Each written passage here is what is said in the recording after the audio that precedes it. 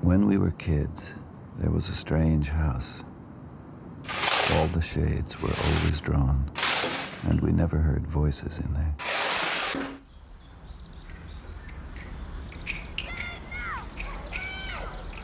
And the yard was full of bamboo, and we liked to play in the bamboo, pretend we were Tarzan, although there was no Jane.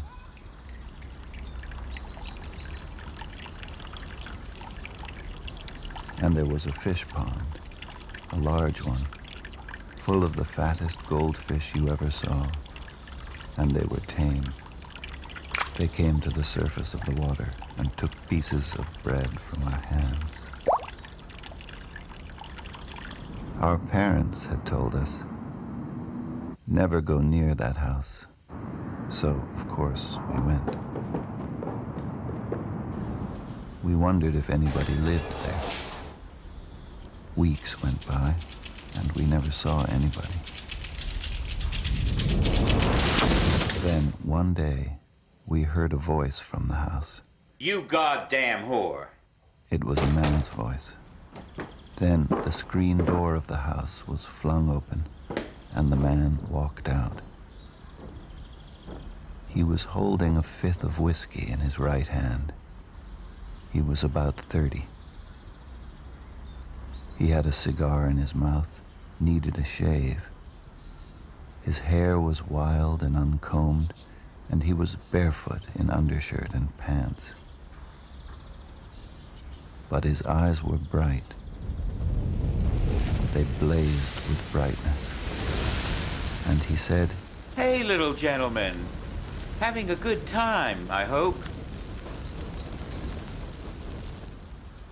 Then he gave a little laugh and walked back into the house.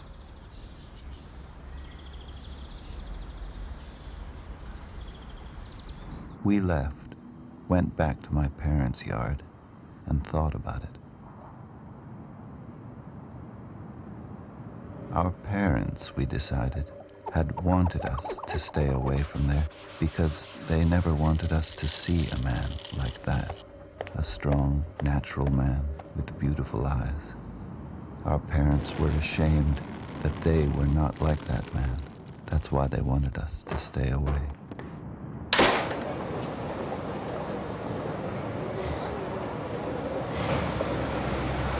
But we went back to that house and the bamboo and the tame goldfish. We went back many times for many weeks, but we never saw or heard the man again. The shades were down as always, and it was quiet. Then one day, as we came back from school, we saw the house. It had burned down. There was nothing left, just a smoldering, twisted black foundation. And we went to the fish pond, and there was no water in it, and the fat orange goldfish were dead there, drying out. We went back to my parents' yard and talked about it, and decided that our parents had burned their house down, had killed them, had killed the goldfish, because it was all too beautiful. Even the bamboo forest had burned.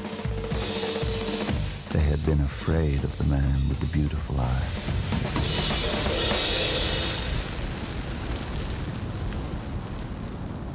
And we were afraid then that all through our lives, things like that would happen.